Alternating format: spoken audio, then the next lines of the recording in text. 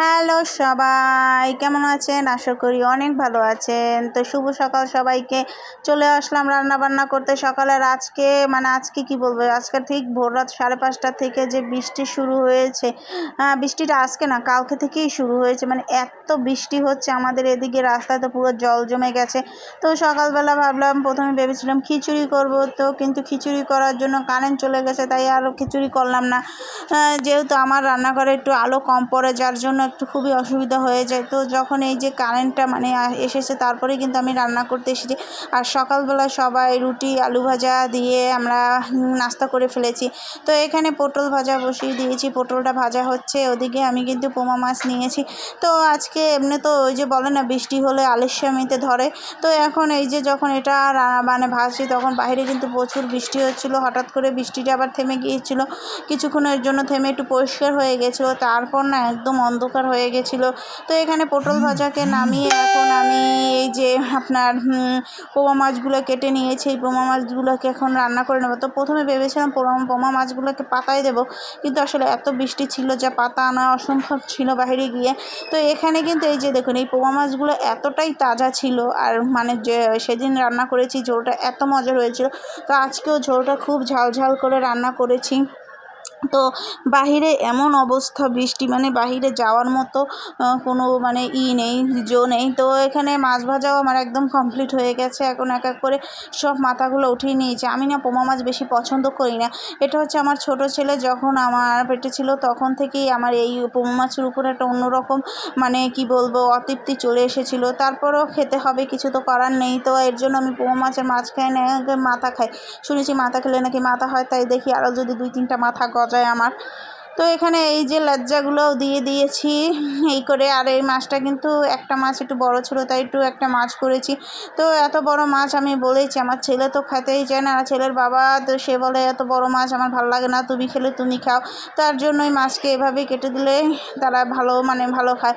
তো আজকে একটু অল্প তেলেই ভাজছি। আর এদিকে আবার চট করে চলে এসেছি মাছ ভাজা বসিয়ে আপনাদেরকে দেখাতে, যে কী পরিমাণ দেখুন অন্ধকার হয়ে এসেছে বাহিরটা। আর এত সুন্দর লাগছিল, এত সুন্দর বাতাস আসছিল, মনে হচ্ছিল যেন এটা বন্যা ভাব। তো এই যে আপনাদেরকে তাই দেখাতে আসলাম, যেহেতু নিচতলায়, তো তাই স্পষ্ট অতটা বোঝাতে পারছি কিনা জানি না। আর এদিকে আবার মইনা বাবাকে শুকনো মরিচ গুঁড়ো করতে পাঠিয়েছিলাম, সে গুঁড়ো করে নিয়েছে। আর এই মরিচগুলো এত সুন্দর, কি বলবো, কালারটা খুব সুন্দর হয়, আর ঝাল খুবই কম। এর জন্য এই মরিচের গুঁড়োকে ভাঙিয়ে এনেছি অল্প করে, যেহেতু মরিচের গুঁড়ো আমাদের রান্নায় লাগে। তো চলুন আবার মাছ রান্নায় চলে যাই। এখানে এই যে দেখুন জিরা বেটে রেখেছি, আর আজকে কিন্তু বাটা মশলা দিয়েই আমি মাছ রান্না করব।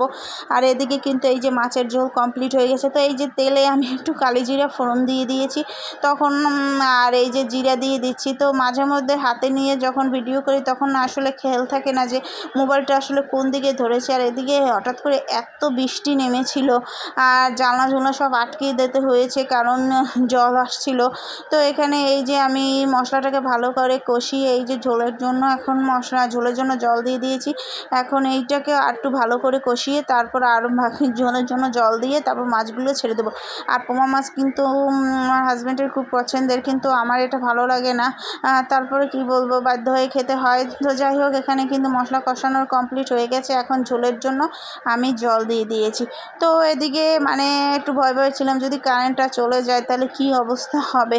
আর ঝোলের কালারটা এত সুন্দর লাল বর্ণের হয়েছিল।